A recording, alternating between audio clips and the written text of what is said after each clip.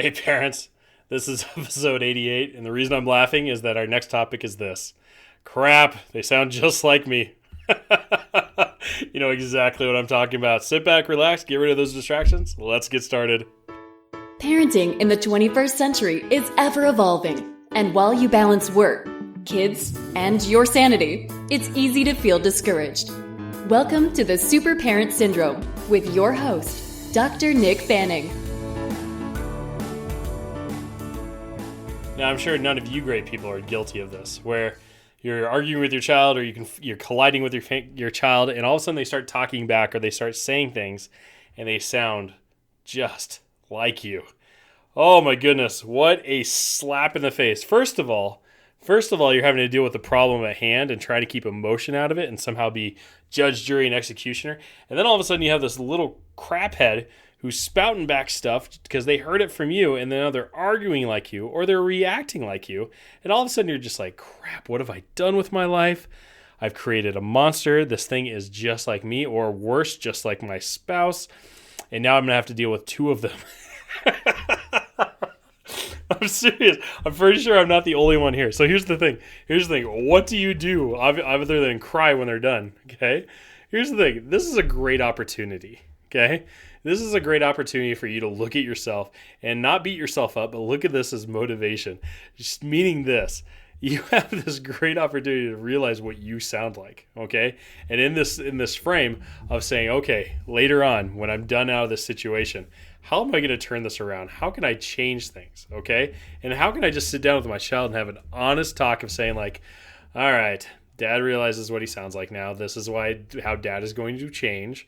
This is why I don't want you to do this anymore. And together we're going to get through this.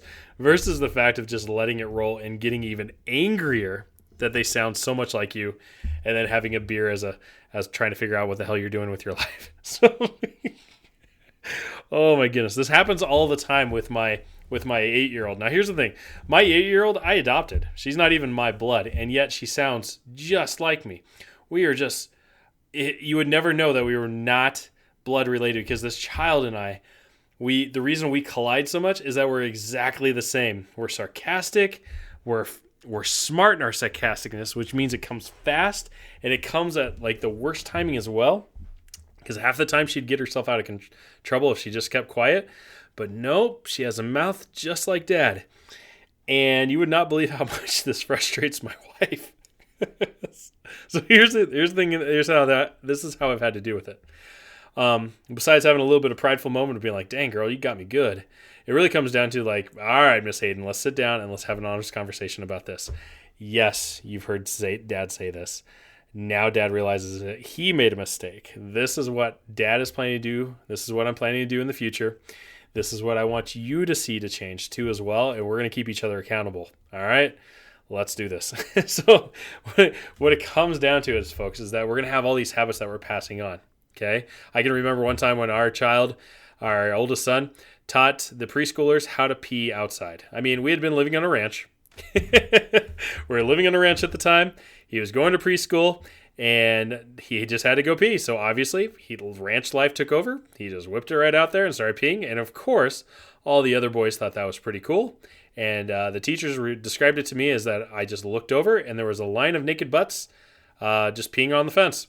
And it was one of those things where the wife and I had to laugh and shake our heads and come down to the fact of like, oh, yes, we need to make sure that we teach them differently. Now, that's a funny situation, but there's plenty of not so funny situations, okay? And I want you to keep this in mind. The way our children respond in anger is often a reflection of yourself. That's a hard one, okay? And you can feel the energy totally shift. The way our children respond in frustration, in sadness, in disappointment is often been modeled to them through siblings, through moms, dads, grandparents, friends. But I can tell you this, the greatest likelihood is yourself. Okay? The greatest likelihood is that you have taught them to react a certain way. And so instead, you might be sitting there very pleased being like, yeah, my kid is, spot on, doing it all right. And that's exactly what I want. Then kudos to you. But if you're anything like me, sometimes it has to take a little course correct there.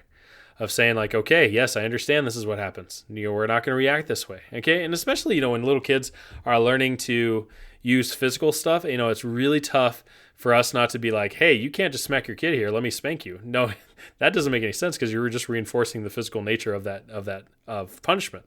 So it comes down to is like, what do you ultimately want? And this can be something as simply as like, doing a search on YouTube, doing a search on blogs and seeing what else works for other parents, but really consciously creating a plan with you and your spouse, what it's going to take to get our kids from point A to point B. Not letting them grow up to be entitled little jerks, but at the same time, having those appropriate reactions to negative stimuli. So that way, when they are being grouchy or when they are being angry and they're having those outbursts, what can we do to make sure that those outbursts are done in a good way? Hey, I have a child, my son, when he gets angry, all of a sudden he just starts screaming and yelling. And, our big rule is you can do that in your room all you want. But if you're going to stand there in public or stand there in our living room and do that, that's no way, Jose. You're getting your butt to your room ASAP. And then you can scream into your pillow. You can scream all you want. Okay, that's healthy. We want that rage out. We don't definitely need to react or point it towards anybody. Okay? So here's the thing. In your life, I know you have enough to do, but I want you spending 10 minutes thinking in deep thought of what you're going to try to create and then taking one action step for that. And you can get on Pinterest and you can take a look at all sorts of different, they have anchor boards, they have, both positive and negative reinforcement charts that they have for those things, or redirectional stuff. So when your kid is going off the loose end, how can you redirect that energy? So here's the thing.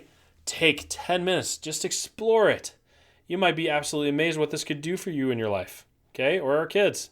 And kids, if you're listening there, you might have to talk to mom and dad and make sure that when they do sit down and talk to you might have to ask them, okay, when you break this rule, how can I keep you accountable?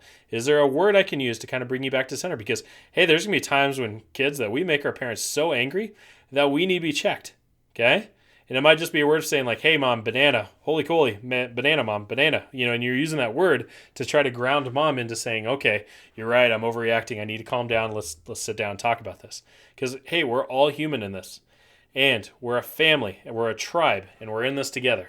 So, for all of you listening out there, I'm proud of you. Thank you for spending this time with me. I hope this works for you.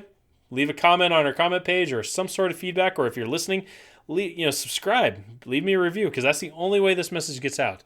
I appreciate your time, and I love you all. I really do. I've been thinking about you guys all the time, because it's just been crazy applying for this house, and I got a little overwhelmed there. But back in business, get back to doing this. So, this is Dr. Nick Fanning, signing off. Thanks for listening to another episode of The Super Parent Syndrome. Please be sure to visit peptalksforparents.com for more content and our free newsletter. And remember, you are not alone.